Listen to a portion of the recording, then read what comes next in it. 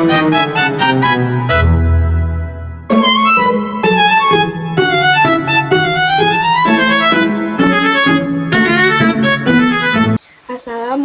warahmatullahi wabarakatuh.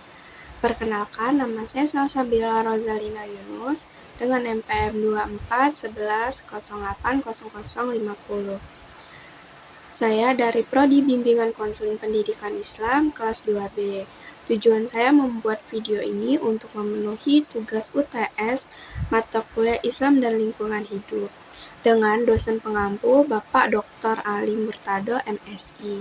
Di video ini, saya akan menjelaskan tentang kerusakan lingkungan dan kontribusi Islam dalam pemeliharaan lingkungan hidup. Oke, standby, kamera ready, sound ready, 3, 2, 1, action!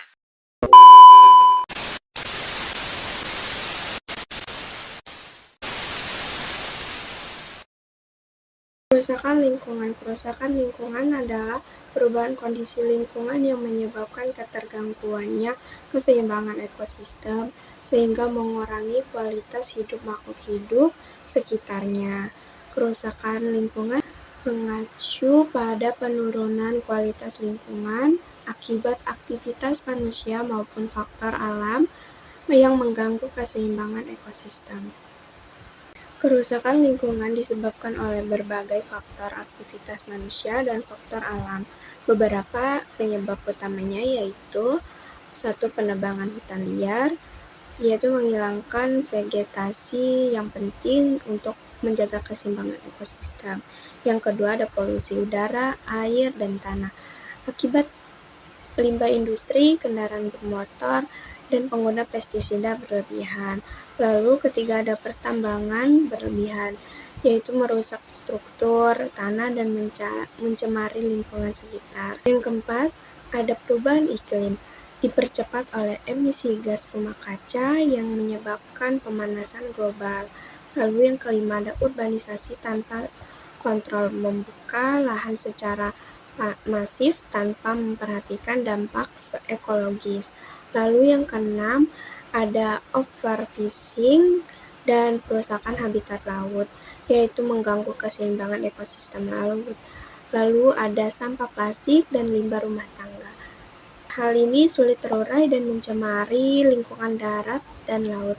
Dan yang terakhir, ada penggunaan energi fosil menghasilkan polusi dan emisi karbon dalam jumlah besar.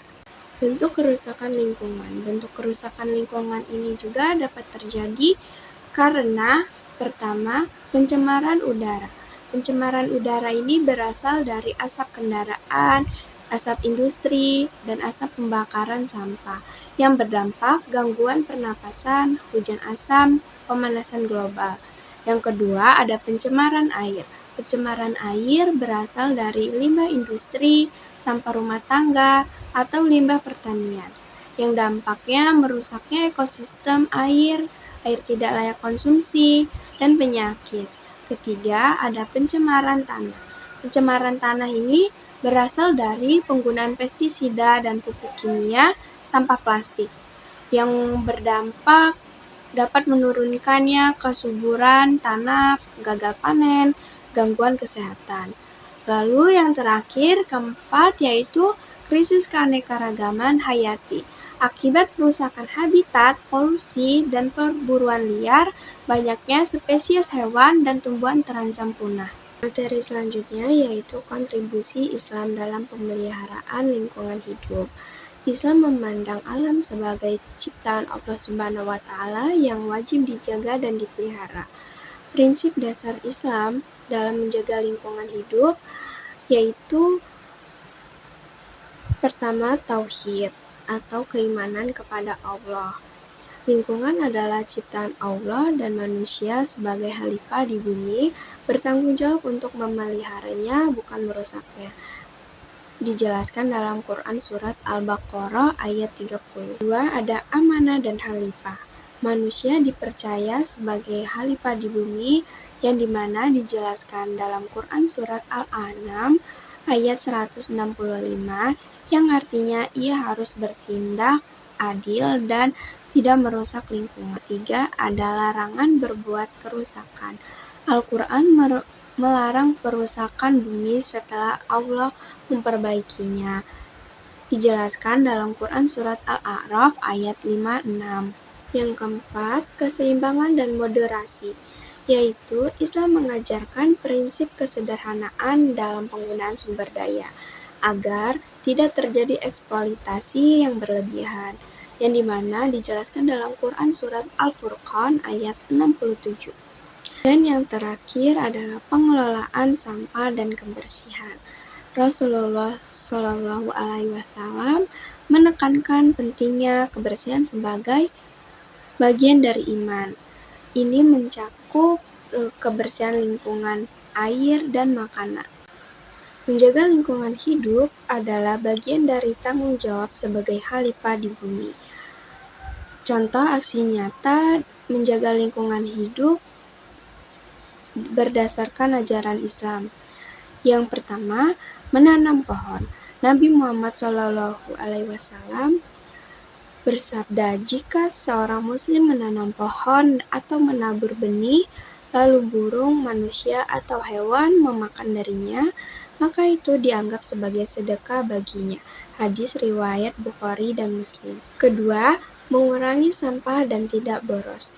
Islam melarang israf atau pemborosan. Allah berfirman, sesungguhnya orang-orang yang boros itu adalah saudara-saudara setan, yang dimana dijelaskan dalam Quran Surat Al-Isra ayat 27. Ketiga, mengelola air dengan bijak. Rasulullah menggunakan air wudhu sangat hemat bahkan saat di sungai. Ini menunjukkan pentingnya konservasi air. Keempat, tidak merusak lingkungan. Allah melarang kerusakan di muka bumi ini. Quran Surat Al-A'raf 56 menjelaskan, dan janganlah kamu membuat kerusakan di muka bumi setelah Allah memperbaikinya. Yang kelima, mengelola limbah rumah tangga dengan baik. Muslim diajarkan menjaga kebersihan sebagian dari iman. Ini mencakup tidak membuang sampah sembarangan dan mendaur ulang jika memungkinkan.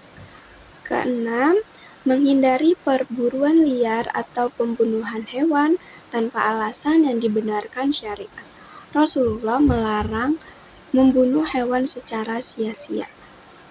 Semua tindakan ini merupakan wujud nyata dari rahmatal lil alamin, Islam sebagai rahmat bagi seluruh alam. Kebakaran masih terjadi di kawasan hutan lereng Gunung Arjuna. Polusi udara di kota Depok, Jawa Barat tertinggi pada hari ini, jauh melewati DKI Jakarta. Hujan deras yang mengguyur Trenggalek selama beberapa jam mengakibatkan banjir bandang. 90% karang bercabang dan 50% karang batu mengalami pemutihan. Puluhan rumah di Purwakarta, Jawa Barat rusak usai diterjang banjir, lumpur, dan material longsor. Pantai itu tadi serbu sampah kiriman, ini giliran pantai satu dan pantai lain yang dipenuhi sampah.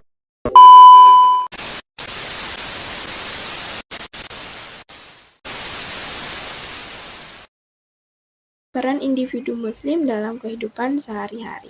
Setiap muslim bisa berkontribusi menjaga lingkungan lewat hal-hal yang sederhana namun berdampak besar. Contohnya seperti mengurangi konsumsi plastik dan sampah, lalu menghemat air saat wudhu, menggunakan energi terbarukan, menanam pohon sebagai amal jariah.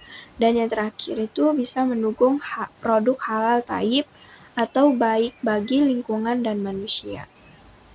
Hubungan ibadah dan lingkungan. Beberapa ibadah dalam Islam sangat erat kaitannya dengan lingkungan. Pertama, wudhu. Wudhu mengajarkan kebersihan dan penghematan air. Dan yang kedua itu haji. Haji menciptakan kesadaran global dan kolektif akan keteraturan dan kebersihan. Ketiga itu zakat dan sedekah. Zakat dan sedekah bisa diarahkan untuk konservasi lingkungan dan bantuan korban bencana akibat kerusakan alam. Etika Islam global terhadap lingkungan. Dalam skala internasional, prinsip-prinsip etika Islam telah menjadi bagian dari gerakan lingkungan global.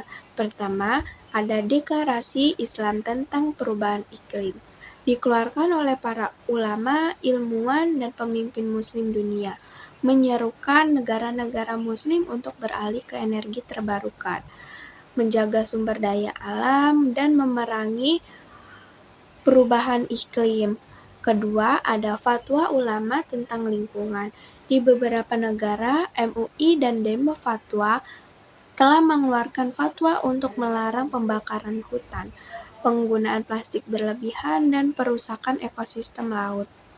Peran ulama dan lembaga Islam kontemporer. Pertama, ada Muhammadiyah dan NU. Keduanya aktif dalam program Eko Pesantren dan Masjid Ramah Lingkungan, mengintegrasikan pendidikan lingkungan dalam kurikulum pesantren dan sekolah Islam. Lalu ada ulama kontemporer seperti Syekh Yusuf Al-Qaradawi dan Syekh Husin Nasr.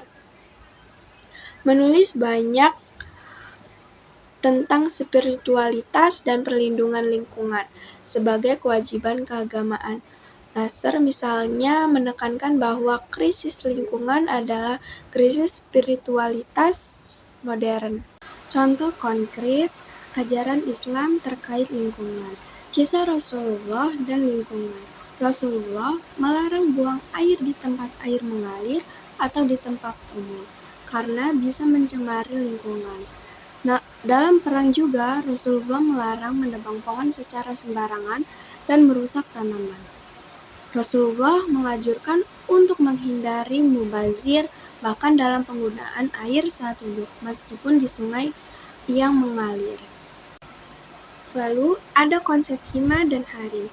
Hima adalah wilayah perlindungan ekologis yang dikhususkan untuk pelestarian alam, seperti padang rumput atau daerah perairan yang tidak boleh dieksploitasi sembarangan. Harim adalah zona perlindungan di sekitar sumber air untuk menjaga kualitas dan kuantitas air. Strategi penerapan nilai Islam dalam pelestarian lingkungan. Pertama, pendidikan lingkungan berbasis Islam. Menanamkan nilai-nilai Islami tentang lingkungan sejak dini di sekolah atau madrasah.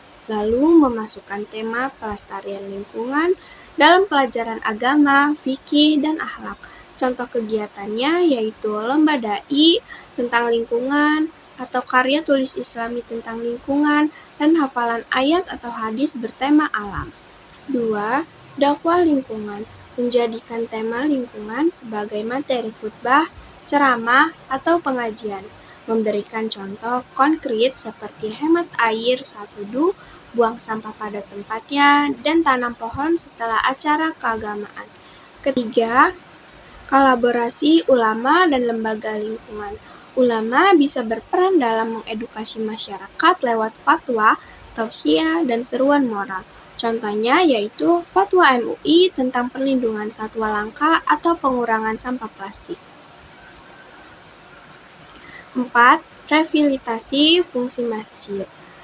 Masjid sebagai pusat edukasi masyarakat bisa mengadakan program bank sampah masjid, taman edukasi lingkungan, atau gerakan masjid tanpa sampah plastik, dan kajian rutin bertema fikih lingkungan. Yang kelima, ekonomi Islam dan lingkungan. Prinsip ekonomi syariah seperti keadilan, keseimbangan, dan keberlanjutan bisa mendukung investasi hijau atau green investment dan zakat atau wakaf untuk proyek konservasi dan usaha halal yang ramah lingkungan. Jadi, kesimpulannya adalah kerusakan lingkungan merupakan masalah serius yang disebabkan oleh aktivitas manusia yang tidak bertanggung jawab, seperti pencemaran, deforestasi, dan eksploitasi sumber daya alam secara berlebihan. Dampaknya tidak hanya merugikan ekosistem, tetapi juga mengancam kehidupan manusia itu sendiri.